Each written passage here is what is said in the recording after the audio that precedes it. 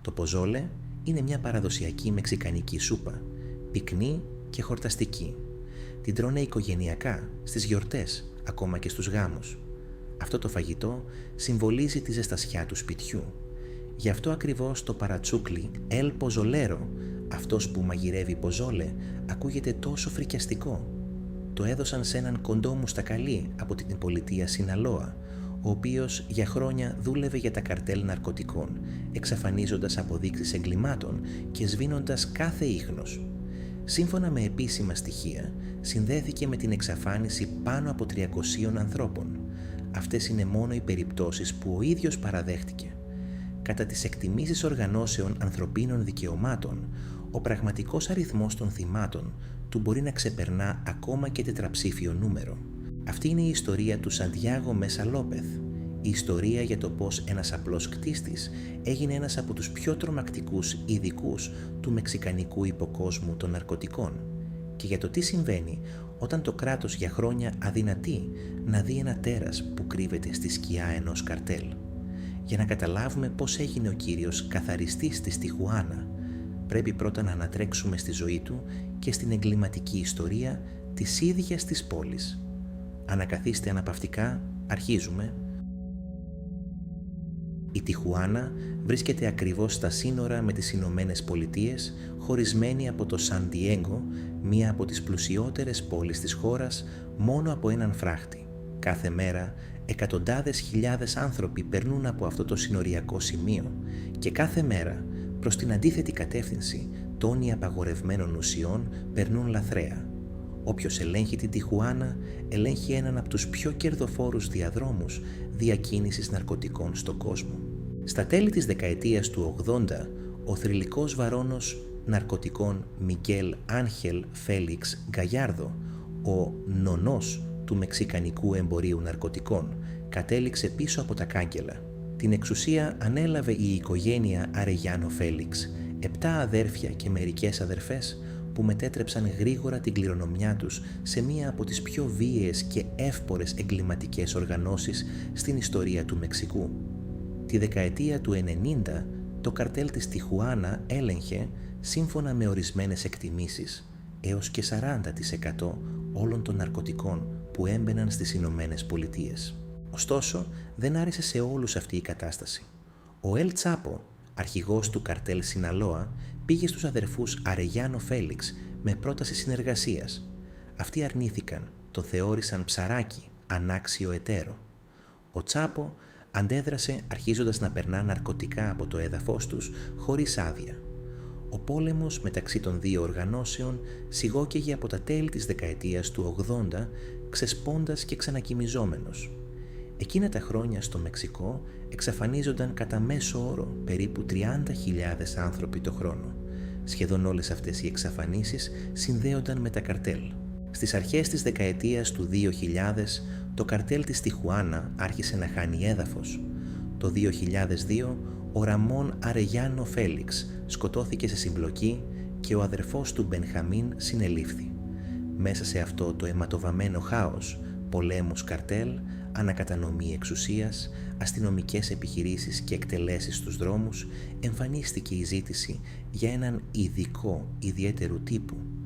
Κάποιος έπρεπε να σβήνει τα ίχνη και τότε μπαίνει στη σκηνή ο Ελ Ποζολέρο. Ο Σαντιάγο Μέσα Λόπεθ γεννήθηκε το 1963 στο Γκουαμούτσιλ, σε μια φτωχή οικογένεια. Άρχισε να δουλεύει από μικρός ως κτίστης και οικοδόμος. Γύρω στα 19 του, στις αρχές της δεκαετίας του 80, ο Σαντιάγο άρχισε να δουλεύει για ανθρώπους που είχαν σχέση με το εμπόριο ναρκωτικών. Στην αρχή, μόνο ως απλός εργάτης, κάνοντας οικοδομικές εργασίες σε εγκαταστάσεις του καρτέλ. Ο ίδιος έλεγε ότι στην αρχή δεν καταλάβαινε καν με ποιους είχε να κάνει. Μετά έγινε αποθηκάριος, μετά σωματοφύλακας. Γύρω στο 1996, ο Σαντιάγο εντάχθηκε επίσημα στο καρτέλ της Τιχουάνα. Την ίδια περίοδο, η αντιπαράθεση μεταξύ των καρτέλ έφτασε στο αποκορύφωμα. Μέσα σε μόλις μερικούς μήνες στερήθηκαν τη ζωή τους χιλιάδες άνθρωποι και τα πτώματά τους ήταν σκορπισμένα σε όλη την πόλη, μπροστά στα μάτια όλων. Οι αρχηγοί των καρτέλ άρχισαν να συνειδητοποιούν το μέγεθος της απειλής. Αν δεν έβρισκαν τρόπο να ξεφορτωθούν τα πτώματα από τους δρόμους, η αστυνομία και οι μυστικές υπηρεσίες θα τους έσφιγγαν σε μέγενη. Το 1996 οι αδερφοί Αρεγιάνο Φέλιξ ζήτησαν τη συμβουλή ξένων επαγγελματιών με μεγάλη εμπειρία στον τομέα. Σύμφωνα με τα λόγια του Ποζολέρο, επρόκειτο για ανθρώπους από το Ισραήλ. Αντί της κοινότυπης ταφής των γλιψάνων, επιλέχθηκε ένας άλλος, πολύ πιο ζωφερός τρόπος για να εξαφανιστούν τα ίχνη εγκλημάτων, η διάλυση. Ο Σαντιάγο διηγούνταν ότι τότε ακριβώς ο Εφραΐν Πέρεθ και ο Χόρχε Αουρελιάνο Φέλιξ, γνωστός ως Ελ Μακούμπα, υψηλόβαθμα μέλη του καρτέλ, του έδειξαν κάτι που δεν μπόρεσε ποτέ να ξεχάσει. Ένα μεγάλο βαρέλι με νερό και κάποια χημικά, μέσα στο οποίο για δοκιμή τον διέταξαν να βάλει ένα κομμάτι βοδινό ποδάρι. Μετά από 2 ώρες από το κομμάτι κρέατος δεν είχε μείνει σχεδόν τίποτα. Κατάλαβε τι θα έπρεπε να κάνει στο εξής. 6 μήνες αργότερα άρχισε να κάνει πειράματα μόνος του. Μόνο που όχι πια με κομμάτι βοδινό, η μέθοδος εργασίας τελειοποιήθηκε ως αυτοματισμός και αμέσως ξεκίνησε τη δουλειά. Αυτή η προσέγγιση αποδείχθηκε εξαιρετικά αποτελεσματική για την εξάλειψη των ιχνών εγκλημάτων, καθώς κατέστρεφε σχεδόν τελείως κάθε βιολογικό στοιχείο. Η χρήση χημικών διαλυμάτων επέτρεπε την εξάλειψη των ενδείξεων με τέτοια ακρίβεια που η μεταγενέστερη ταυτοποίηση των θυμάτων με παραδοσιακές μεθόδους καθίστατο πρακτικά αδύνατη. Για την έρευνα αυτό σήμαινε πλήρη έλλειψη αφετηρίας. Ο Σαντιάγο δούλευε με γάντια λάτεξ και μάσκα αερίων.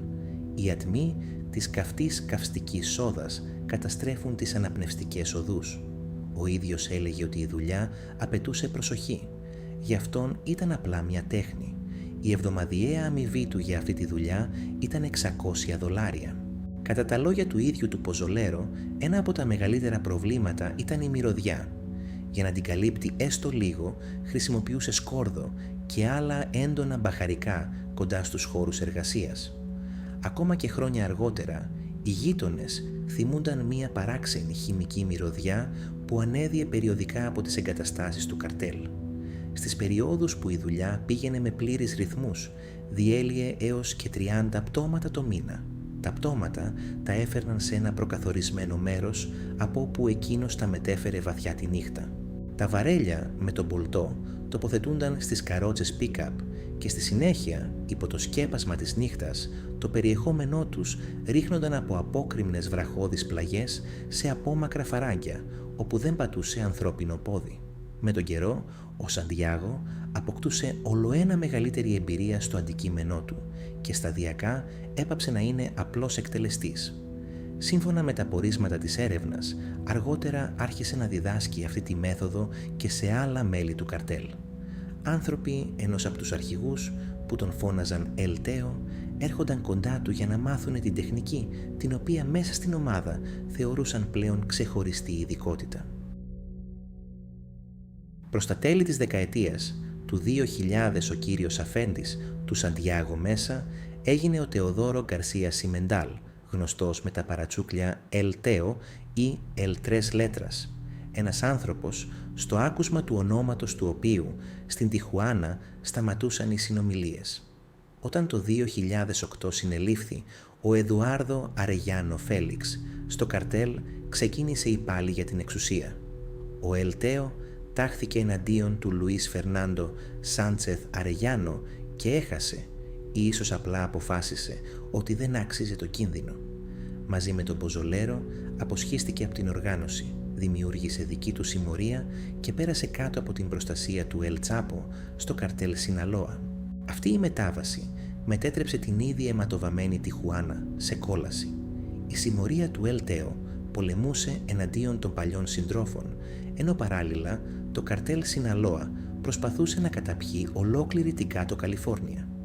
Από το 2008 έως το 2010 μόνο στην Τιχουάνα δολοφονήθηκαν 2.327 άτομα, ενώ άλλα 390 εξαφανίστηκαν χωρίς ίχνος.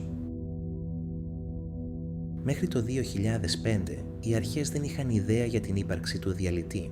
Όλα άλλαξαν όταν η μεξικανική αστυνομία συνέλαβε 2 σικάριος που δούλευαν για το καρτέλ της Τιχουάνα, παλιούς συντρόφους του Ελτέο και του Σαντιάγο.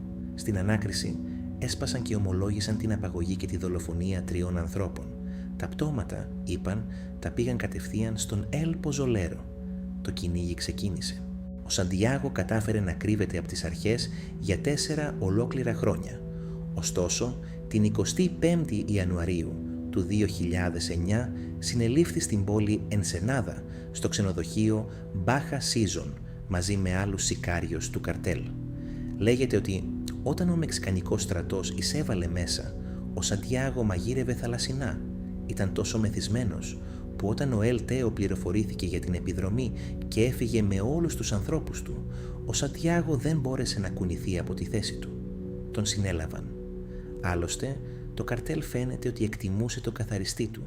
Μόλις 2 μέρες αργότερα, μια ομάδα σικάριος επιτέθηκε στο αστυνομικό τμήμα όπου τον κρατούσαν, προσπαθώντας να τον ελευθερώσει. Ευτυχώς, χωρίς αποτέλεσμα. Η είδηση της σύλληψης του Ελ Ποζολέρο συγκλώνησε εκατοντάδες οικογένειες στην Τιχουάνα. Ήδη την επόμενη μέρα από τη σύλληψή του σχηματίστηκε ουρά μπροστά στο κτίριο της εισαγγελίας. Οι άνθρωποι κρατούσαν στα χέρια τους οικογενειακές φωτογραφίες γιών, συζύγων, κορών που είχαν εξαφανιστεί εκείνα τα χρόνια. Οικέτευαν τους ερευνητές να δείξουν αυτές τις φωτογραφίες στο Σαντιάγο μέσα. Για εκατοντάδες ανθρώπους, ο Ελ Ποζολέρο έγινε η μοναδική, έστω και τρομακτική, ευκαιρία να μάθουν έστω και λίγη αλήθεια για την τύχη των αγαπημένων τους. Ο Ποζολέρο κατέθεσε στην εισαγγελία. Κατά την ανάκριση, ο Σαντιάγο παραδέχτηκε ότι διέλυσε στην καυστική σόδα πάνω από 300 ανθρώπους. Δικαιολόγησε τις πράξεις του με την ανάγκη να συντηρεί την οικογένειά του. Είπε ότι δεν θεωρούσε τον εαυτό του δολοφόνο, απλά έκανε τη δουλειά του. «Η αποστολή μου ήταν να απαλλαγώ από τα πτώματα», έλεγε. Όταν βρέθηκε μπροστά στο πλήθος, δεν άντεξε. Έκλαψε, επικαλούμενος τον ουρανό να τον ελεήσει. Ζήτησε συγγνώμη από τις οικογένειες των θυμάτων.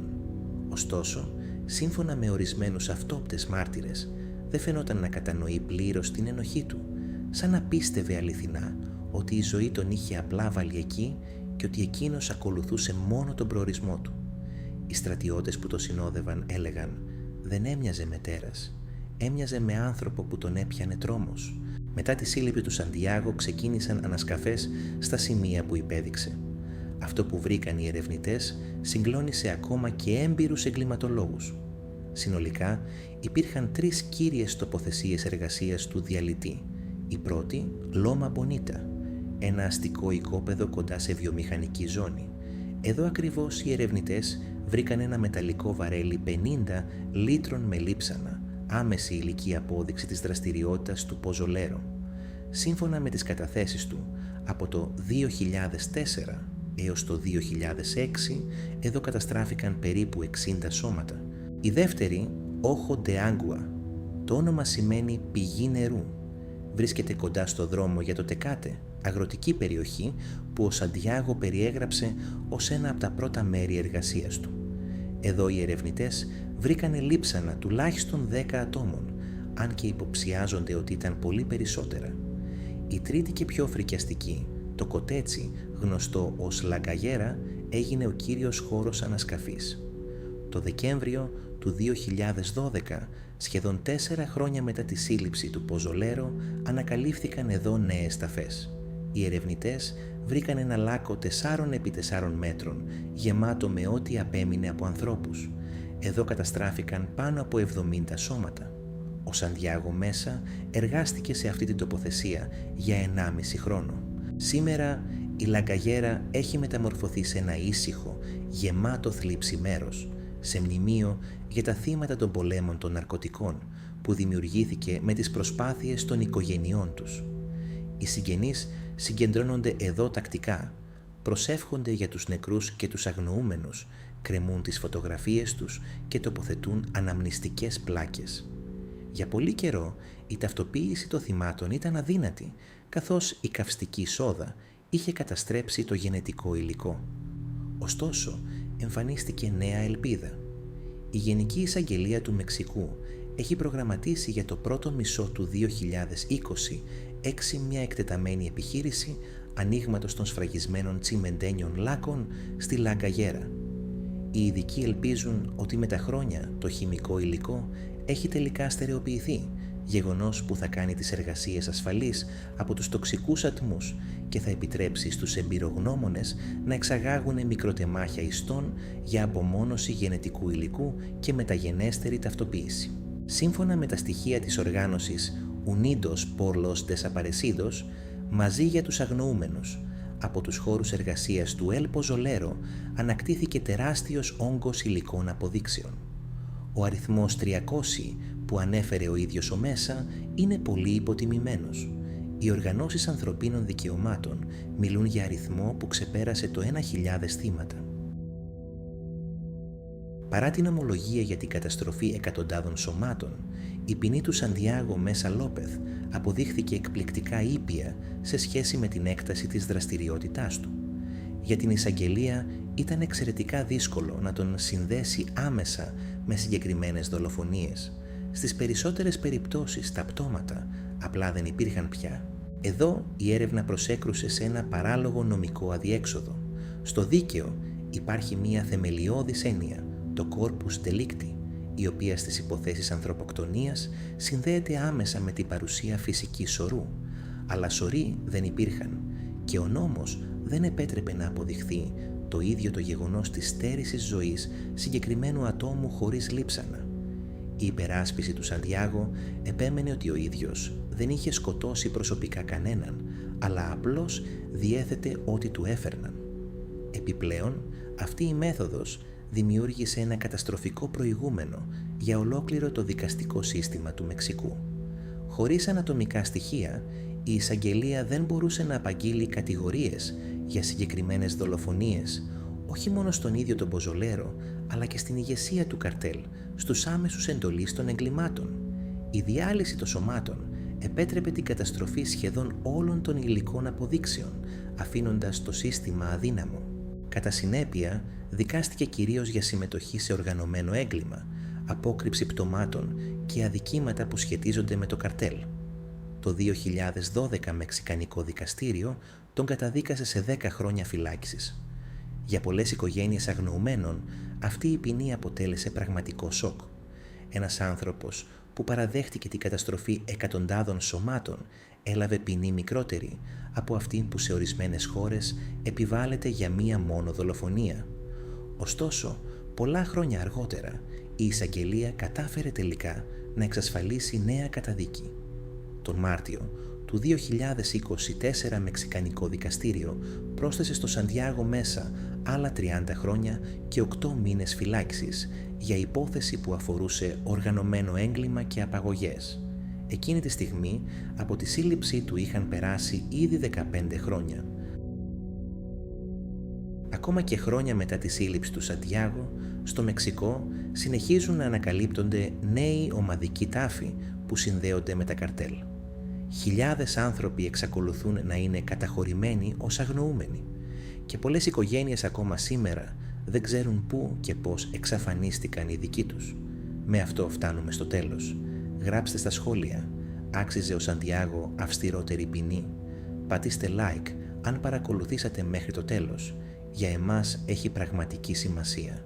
Και κάντε εγγραφή για να μην χάσετε το επόμενο επεισόδιο. Τα λέμε σύντομα.